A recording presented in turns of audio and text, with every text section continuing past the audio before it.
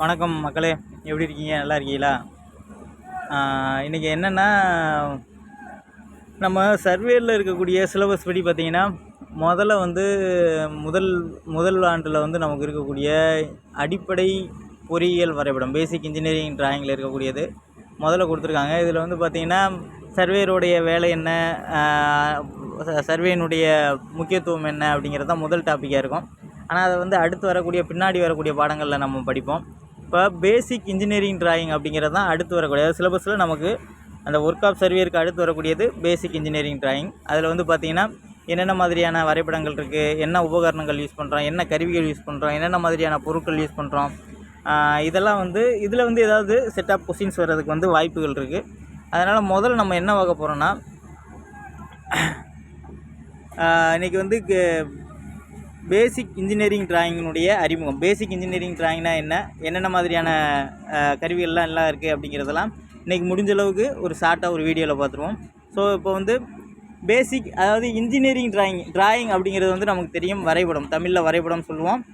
So அந்த பொறியியல் வரைபடம் அப்படிங்கிறது என்ன சொல்கிறாங்க அப்படின்னா, பொறியாளர்களின் மொழி.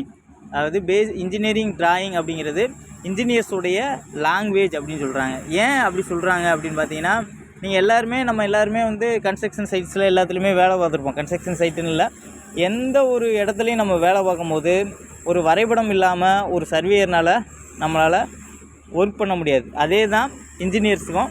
இன்ஜினியர்ஸ் அப்படிங்கும்போது அது எலக்ட்ரிக்கல், கன்ஸ்ட்ரக்ஷன் அல்லது எந்த மாதிரியான இன்ஜினியர்ஸ், மெக்கானிக்கல் யாராக இருந்தாலுமே அவங்களுக்கு வரைபடம் அப்படிங்கிறது ரொம்ப ரொம்ப இம்பார்ட்டண்ட்டான ஒரு விஷயம். அதனால தான் இந்த வரைபடம் அப்படிங்கிறத பொறியாளர்களின் மொழி அப்படின்னு சொல்கிறோம்.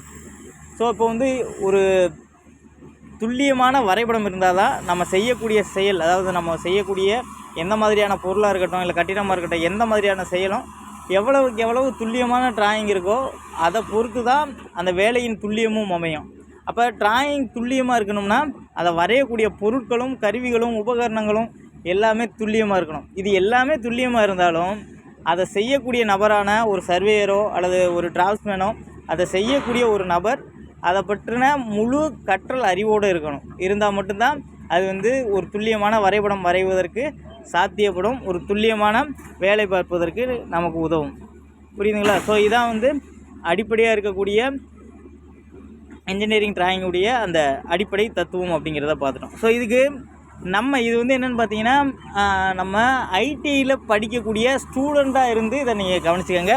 நான் ரொம்ப வளர்ந்துட்டோம், இப்போ நம்ம வேலை பார்க்குறோம் அப்படிங்கிறதெல்லாம் அடுத்து 2ஆம் வருஷம். இப்போ நம்ம ஐடியில் படிக்கும்போது என்னென்ன பண்ணுவோமோ அதை தான் இங்கே நம்ம பார்க்க போகிறோம். சரிங்களா? ஸோ கருவிகளின் பட்டியல் ஃபஸ்ட்டு பார்த்தீங்கன்னா, கருவிகளின் பட்டியல், அதாவது லிஸ்ட் ஆஃப் இன்ஸ்ட்ருமெண்ட்ஸ், என்னென்ன மாதிரியான இன்ஸ்ட்ருமெண்ட்ஸ் நம்ம யூஸ் பண்ண போகிறோம். நீங்கள் அப்படியே நம்ம ஃபஸ்ட் இயர் படிக்கும்போது நடந்த நிகழ்வுக்கு போயிருங்க. நம்ம என்ன வச்சுருப்போம், ஒரு டிராயிங் போர்டு வச்சுருப்போம், இந்த D² அல்லது ஒரு மினி டிராஃப்டர் வச்சுருப்போம், செட் ஸ்கொயர். இந்த செட் ஸ்கொயருங்கிறது என்ன அப்படிங்கிறத பின்னாடி அதை நான் உங்களுக்கு விரிவாக நடத்துகிறேன். செட் ஸ்கொயர்னால் என்ன, ஸ்கேல் தெரியும், ப்ரொடக்டர் நம்ம யூஸ் பண்ணியிருக்கோம், இந்த ஃப்ரெஞ்சு கர்வ்ஸ் பற்றியும், இந்த ஸ்டென்சில்ஸ் பார்த்துருப்பீங்கன்னு நினைக்கிறேன். பட் இது எல்லாத்தையுமே பின்னுக்கு வரக்கூடிய பாடங்களில் எல்லாத்தையும் விரிவாக படிக்கலாம். பட் இது எல்லாமே நம்ம தெரிஞ்சுக்கிற வேண்டிய விஷயங்கள். வரைபட உபகரண பட்டினா என்ன, நம்ம ஜாமெட்ரி பாக்ஸ்ன்னு சொல்கிறோம்ல, அதான் வரைபட உபகரண பட்டின்னு நினச்சிக்கோங்க. ஸோ ஒரு டிராயிங் போர்டு இம்பார்ட்டண்ட்டு, D² வேணும் அல்லது மினி டிராஃப்டர் வேணும், செட் ஸ்கொயர் வேணும், scale, protector, French curves, stencils and வரைபட உபகரண பெட்டி.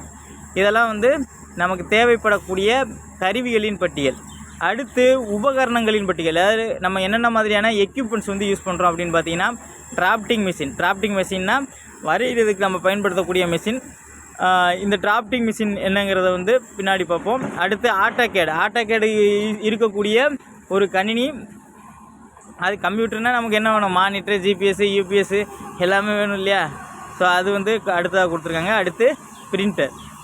இது எல்லாமே உபகரணங்கள், நமக்கு தேவைப்படக்கூடிய உபகரணங்கள். அடுத்ததாக லிஸ்ட் ஆஃப் மெட்டீரியல்ஸ், பொருட்களின் பட்டியல் என்னென்ன அப்படின்னு பார்த்தீங்கன்னா, படம் வரைகிறதுக்கு நம்ம என்ன தேவை, வரைபட தாள்கள் வேணும்.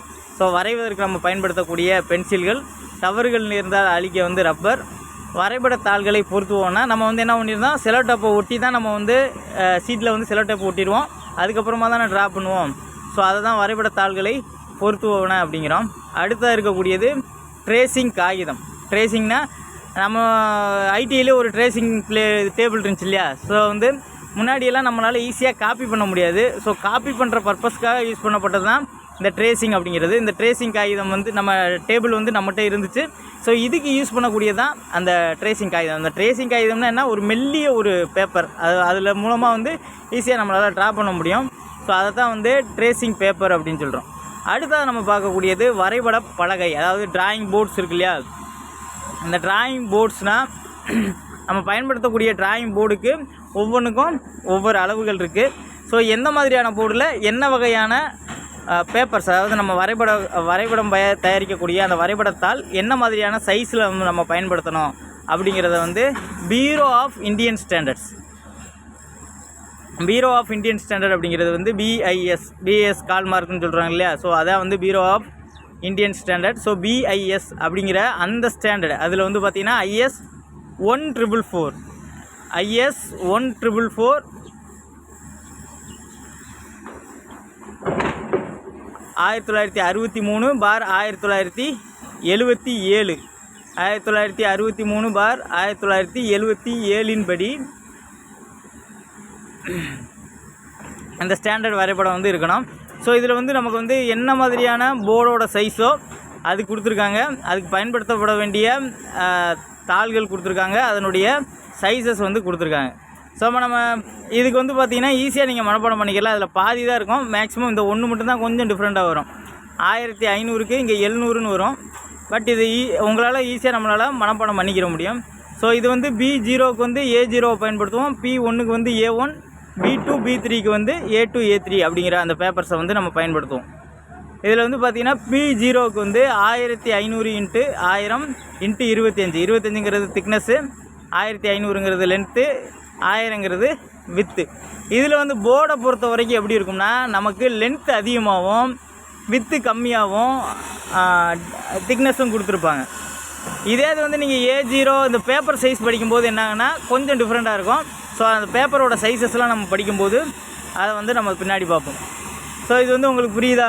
ஏதாவது டவுட்ஸ் இருந்துச்சுன்னா கேட்டுக்கோங்க. அடுத்து பின்னாடி வந்து 1 by 1 பார்ப்போம். ஏன்னா ஒரே நேரத்தில் முழு வீடியோவும் போட முடியாது. ஸோ பேஜ் பை பேஜாக நான் போட ட்ரை பண்ணுறேன்.